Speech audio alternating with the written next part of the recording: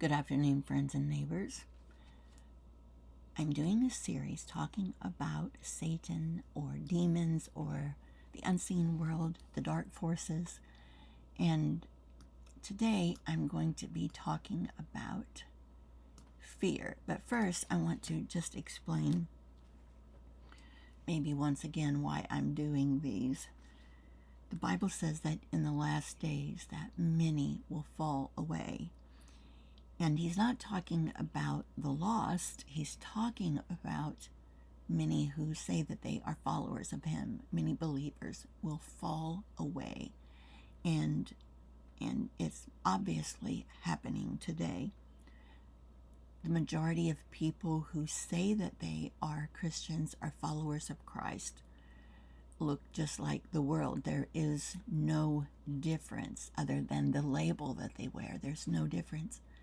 And that goes against everything that the Bible teaches.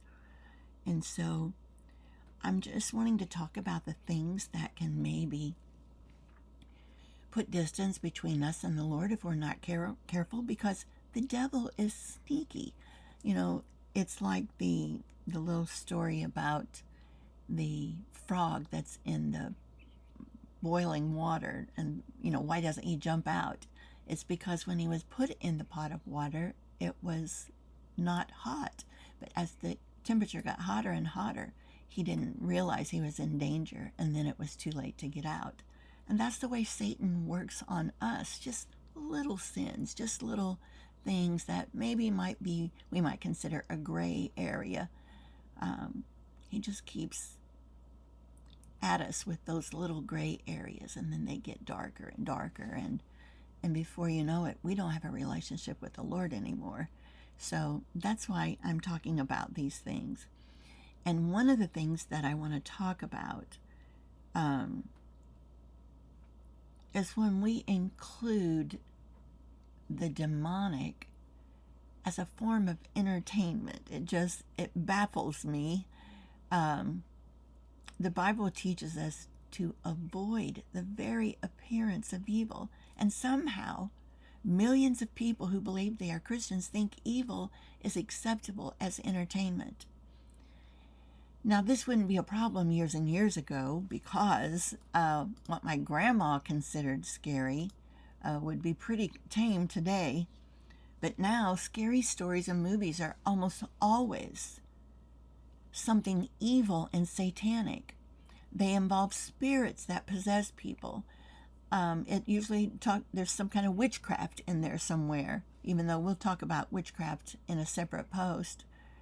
But there's a lot of horror and terrible, terrible demonic things. And we have no business filling our mind with those things. Why would we want to fill our mind with things that are demonic and terrible, bad things? All the things that God tells us not to do. Why would we consider them entertaining? It baffles me. But it's acceptable among most people who think that they are Christians. And this is just one of many things, but this is a way that Satan enters into our life. It's a way that he normalizes things that we should think are just devastatingly terrible, but somehow we get conditioned to thinking that they're all right. And the bad thing is that we are exposing our children to these things and then wonder why they have trouble with stress and anxiety. And so I didn't realize how bad it was with the horror thing until I was at an elementary school book fair recently. And I have been working on how to check school libraries for the books that are sexual. If you're watching any kind of conservative news, then I'm sure you have heard that all across the nation, school libraries, they are finding pornographic books. Some of it in elementary school, junior high. These books have no business in schools. And so I've been working on a project where I can look those things up and find out if those books are in our local schools. So I was at the book fair and I kind of thought, I'm going to look over these books and see if I could find anything. And I actually did find one book that normalizes homosexual relationships. But I saw the Chills and Thrills section of the Scholastic Book Fair, and it was shocking. The covers on the books were terrifying, like a little girl with a scared face, and this hand from a grave is like in front of her face, and just a little girl with demonic eyes and just terrible things. And so I thought, well, it's probably just the cover. They're just probably trying to draw attention. Maybe, the book's not that bad. So I grabbed a couple of the books and went off to the side, and I was reading through them. And I was wrong. That is exactly what the books are about. And so I'm going to just run through a couple of the books, the featured books, and just kind of let you know the summary of what these books are about for young children. Now, if you're a follower of Christ, you study the scriptures, and the Holy Spirit lives in you, you will see the danger. You will understand why this is wrong. And if your spirit does not see any danger in this, then something is wrong, because this is against what the Bible teaches for us as believers, and especially for our children. So there was one book the title was The Replacement. And in big letters on the back of the book, it says, Do the dead deserve a second chance? In this book, a young girl keeps getting possessed by a young ghost who wants another chance at life. She wants to take over her body and live again, which is exactly what demons do. And the ghost keeps taking over her body. And first off, we know there are no ghosts. They are demons. There is no such thing as a ghost. They are demon spirits. So a spirit is trying to possess this young girl's body. This is entertainment for elementary school. Another book is called Speak for Me by K.R. Alexander. This book is about a young girl who's afraid to perform on stage. So she's given this doll, who is also a ventriloquist dummy, that gives her this supernatural power to be a natural performer. And everything is going real good until the doll wants to maintain control, wants to be in charge of the little girl's life all the time. She doesn't want to relinquish her power. So here we have another possession storyline, but this time by a powerful doll. Now, how's that for making your kids scared of their toys? Another book was Wait Till Helen Comes by Mary Downing Hahn. This is about a 12-year-old who's trying to save her stepsister from a ghost that is trying to physically drown them. The book publisher had a note in the description that says, this is not for the faint of heart. The last one I'm going to talk about is called Amari and the Night Brothers by B.B. Alston. This story is about a young girl who is trying to find her brother who's been missing for some time. Her eyes are opened to a completely new world. Witches, supernatural things, mermaids, they're all real. They're not make-believe. And it's up to her and the organization she's in this new supernatural organization, to hide their supernatural from the normal world.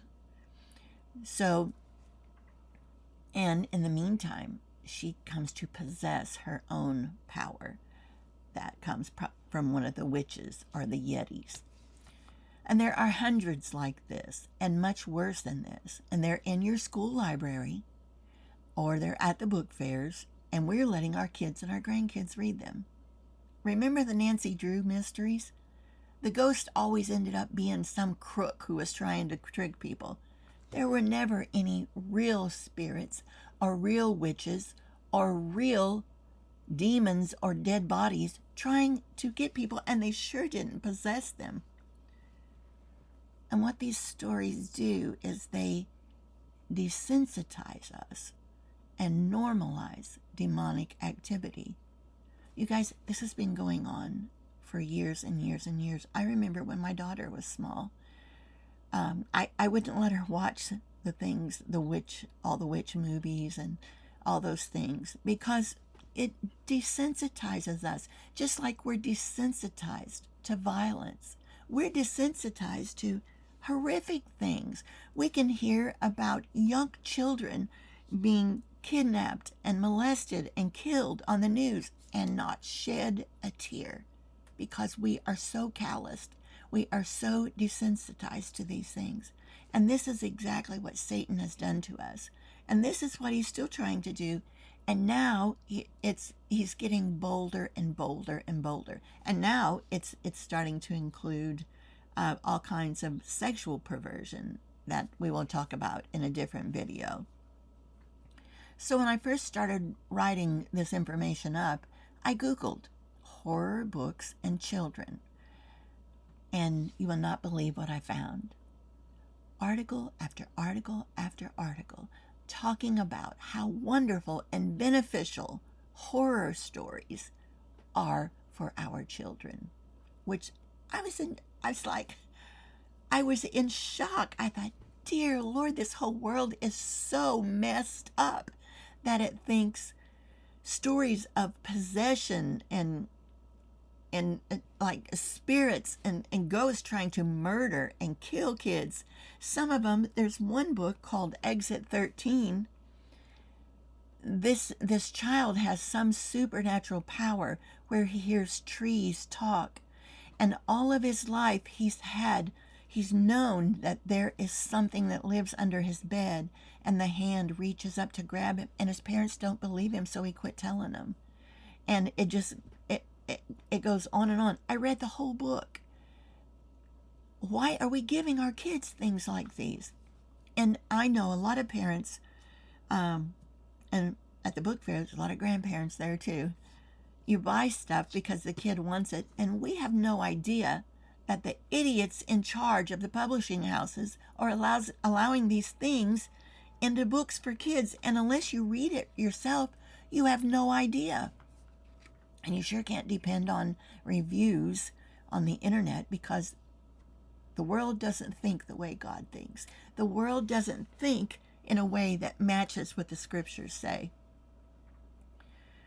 And so we need to stop exposing ourselves and our families to demonic activity.